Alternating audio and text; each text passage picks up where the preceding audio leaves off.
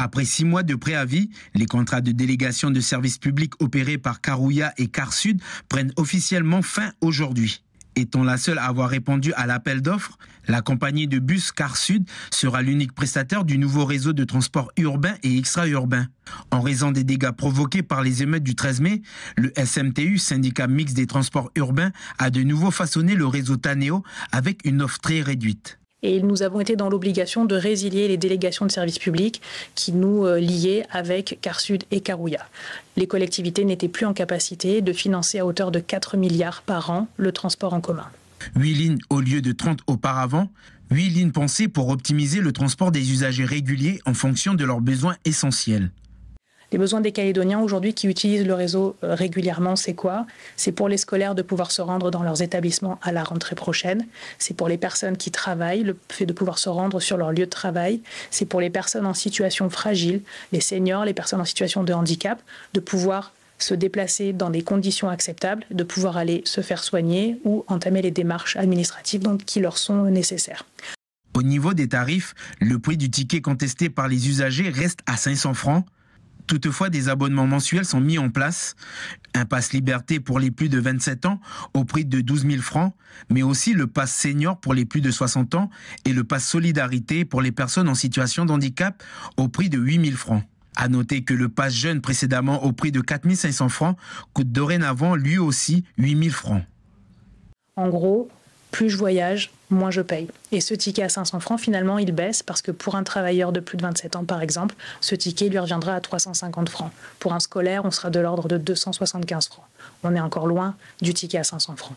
En revanche, pour une personne qui n'utilise pas régulièrement le réseau et qui va le prendre de manière temporaire, le ticket, lui, restera à 500 francs. Dès demain, le réseau de transport sera suspendu durant 3 jours pour finaliser et ajuster les derniers tronçons. À partir de lundi, les 8 lignes du nouveau réseau Taneo seront opérationnelles. Le Sénat coutumier met en place un groupe de recherche autochtone. L'institution en a fait l'annonce ce matin. Il s'agit d'un collectif d'une trentaine de chercheurs kanaks dans diverses disciplines. Santé, langue, politique, droit, culture ou encore éducation. Chacun apportera son expertise sur la dizaine de thématiques arrêtées. L'objectif global étant d'apporter la vision autochtone kanak dans le futur statut du pays, et ce dans les différents domaines. S'appuyer sur les scientifiques, les chercheurs scientifiques kanak, pour nous aider à apporter l'éclairage nécessaire. C'est au moment où on parle, avec tout ce qui se passe, c'est pas seulement de la recherche, c'est un peu ce qui est sorti des tours de table, c'est accompagner sur des sujets précis et apporter des solutions concrètes.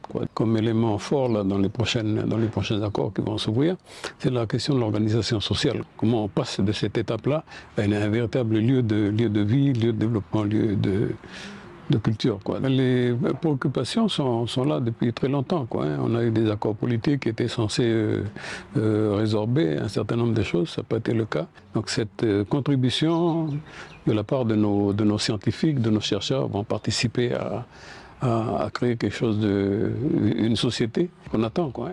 Les chercheurs répartis en différentes commissions vont débuter leurs travaux, le thème prioritaire de ces prochains jours étant les discussions politiques.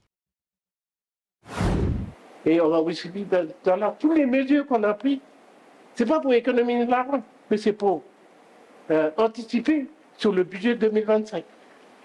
Et vous aurez le résultat aujourd'hui. Cette semaine est consacrée à la communication pour le maire et son équipe. Des tribus au village, ils sont auprès de la population pour expliquer les difficultés de la commune de Touo. Et c'est très important que la population soit au courant de exactement le budget de la commune, tout en sachant qu'on fait partie des privilégiés, je pense, la commune de Touo, car le maire a beaucoup coupé sur les investissements, mais le fonctionnement continue, malgré que les employés aussi ont fait un effort, les élus ont fait un effort, donc 20% au moins sur les indemnités et sur leur salaire. C'est-à-dire qu'en début d'année, nous avons inscrit des opérations d'investissement qu'on a été obligé de suspendre en cours d'année. C'est la deuxième tournée d'information que fait l'équipe municipale. 4 mois après les premières mesures drastiques mises en place, la commune est en capacité de maintenir le transport scolaire et la cantine cette année. Alors la commune a décidé cette année de maintenir l'ensemble des services à la population, comme le point information jeunesse, permanence CAFAT, l'aide médicale et les aides sociales. Les dépenses liées au fonctionnement sont eux aussi limitées au strict minimum et les projets d'investissement tels que la déchetterie sont suspendus. Dans quelques semaines, les élus entreront dans la préparation budgétaire 2025, une période qui s'annonce compliquée. Et on a créé un groupe au sein du conseil municipal qui réfléchit sur les produits et les recettes par rapport au patrimoine qu'on a dans la commune de Tours et au potentiel qu'on a. Et on va enregistrer 60 millions, on va faire rentrer au moins 26 millions. Des résultats de toutes les mesures qu'on a prises depuis novembre. Encore, on va constater un résultat négatif au compte administratif. On va constater un budget équilibré, en recettes et en dépenses pour 2025, mais elle ne sera pas sincère. Elle ne sera pas sincère qu'on a toujours au moins 60 millions. Postes gelés, suspension des projets, rationalisation des lignes de transport ou encore arrêt du sandwich du mercredi pour les enfants. Une chose est sûre, certaines dépenses ne peuvent plus être assumées par la commune. Passionné depuis l'âge de 7 ans, Jojo Météo, comme on l'appelle dans son village de Ouégua, scrute l'horizon et observe les nuages. Depuis la semaine dernière, il est très actif sur sa page Facebook, l'œil sur le cyclone. En cause, la Nouvelle-Calédonie connaît ses 2 premières dépressions de la saison cyclonique 2024-2025. On a eu d'abord ETD 05F qui est venue de Santo. Elle a viré dans l'est des Bélep, elle est partie sur le nord des îles. Et elle s'est évacuée dans le sud du Vanuatu pour aller vers le sud des Fidji ensuite. Et TD 06F s'est formé dans le sud des Salomon. Et là maintenant, elle est dans l'ouest de Koné. Cela fait 11 ans que Joël Santino passe son temps libre à surfer sur les sites de modèles atmosphériques, vulgarise les informations et les communique. Une façon pour lui d'aider les autres. Je fais ça par passion depuis longtemps et puis le but c'est pour la population, c'est pour prévenir, c'est de la prévention, pour que les gens anticipent lorsqu'il y a un risque dépressionnaire en cyclonique, des forts vents, des risques d'inondation. Donc c'est surtout des images satellites que je mets pour que les gens puissent se faire une idée par eux-mêmes aussi de la situation, de la position de la dépression. Et puis de voir en même temps, en voyant les développements massifs des cumulonimbus, des nuages d'orage, les gens après, par eux-mêmes, ils peuvent prendre des décisions. Ils peuvent se dire on fait la sortie nature ou la sortie en mer ou on ne la fait pas. Pour se passionner d'événements climatiques, il est important de rester sur ses gardes car 2 potentiels phénomènes arrivent dans notre zone. Il y a un couloir dépressionnaire qui va se mettre en place de la côte australienne jusqu'à nous. Donc c'est un flux de moussons qui va... Donc, au sein duquel vont circuler plusieurs petits minimums dépressionnaires. Donc ce sont des petits minimums dépressionnaires qui peuvent aussi se développer. Donc ça va nous emmener un vent d'ouest-nord-ouest aussi sur nous, aussi encore assez fort en début de semaine prochaine. Puis une dégradation encore plus pluvieuse à attendre, peut-être à partir de dimanche déjà. Et plus sûrement de lundi et mardi prochain. Voilà, il peut même en avoir 2. Peut-être parce que derrière il y en a encore une qui peut suivre. Donc c'est ce qu'on peut dire un train de dépression qui circule d'ouest en est entre la côte australienne et nous. D'après Jojo Météo, la Niña devrait s'arrêter d'ici le mois d'avril, ce qui apporterait un possible retour à la normale. C'est au sein d'une structure hôtelière à Koné que prend place une intrigue fantastique où se mêlent amitié, aventure et paranormal. Séquence 1, scène 1, prise 3. Bonjour, on a réservé un séjour pour 4 personnes et on appelle ici. Bonjour mademoiselle, j'espère que vous passerez un agréable séjour. Cette semaine va être incroyable.